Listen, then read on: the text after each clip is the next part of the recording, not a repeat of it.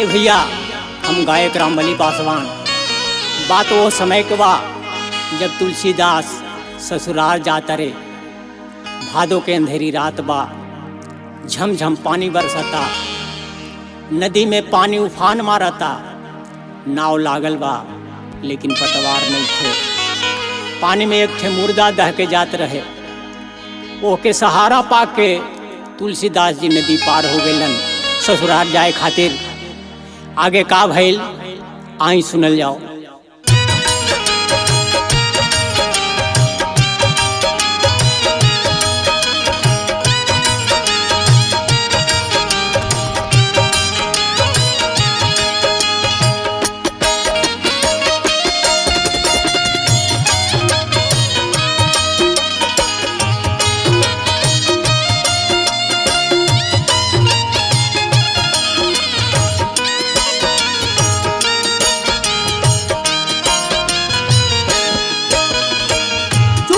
चुप के अइला राजा जी आवे जैसे चोर हो। चुप के अइला राजा जी आवे जैसे चोर हो। रतिया में काहे अइला होवे देत भोर हो।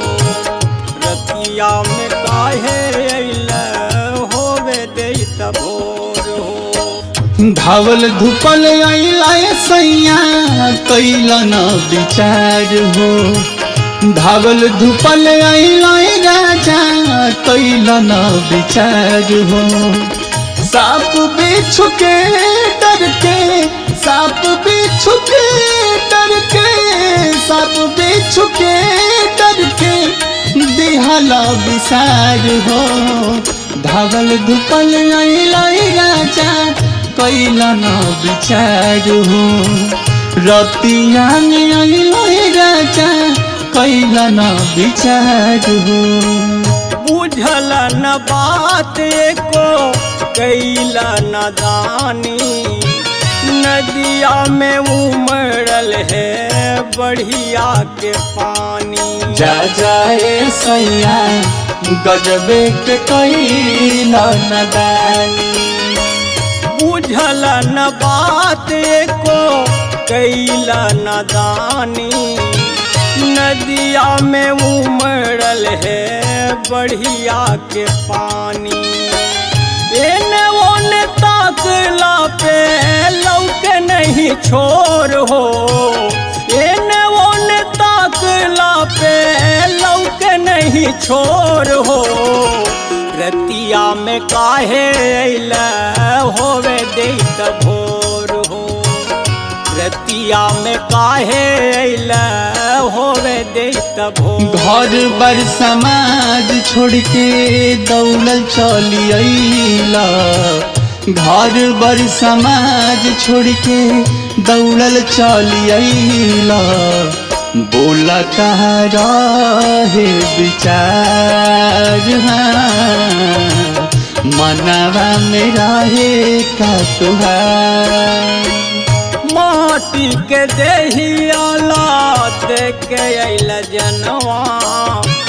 तनिको न लाज तोरा हिया नागरनवा। जा जाए सैया गजबे के कैला न दानी। माटी के देहियाला देख के अइला जनवा। तनिको न लाज तोरा हिया नागरनवा। सुनला पे टोलवा में मच जाई शोर हो। सुनला पे टोलवा में मच जाई शोर हो। रतिया में काहे अइला होवे देत भोर हो। रतिया में काहे अइला होवे देत भोर हो।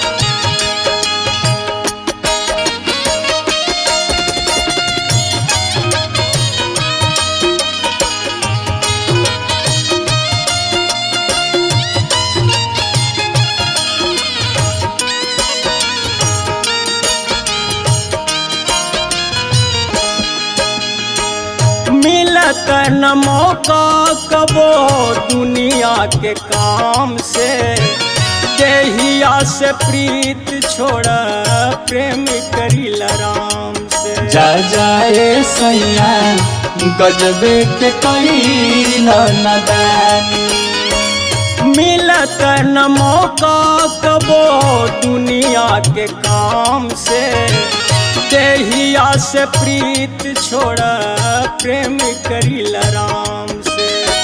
यही विधि होई सैया गति मुक्ति तोर हो, यही विधि होई सैया गति मुक्ति तोर हो।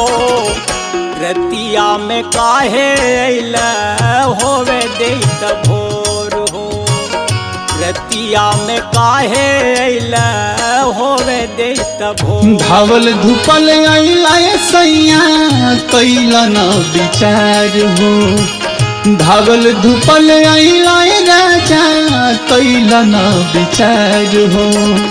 साप बिच्छू के डर के, साप बिच्छू के डर के, साप बिच्छू के डर के दिहला विसार हो। धावल धुपल अइला राजा कैला न विचार हो, रतिया में अइला राजा कैला न विचार हो।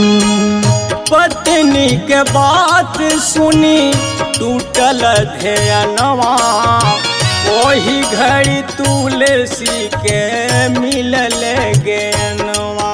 जा जाए सैया गजबे के कैला नदानी, पत्नी के बात सुनी टूटल ध्यानवा, वही घड़ी तुलसी के मिलल ज्ञानवा।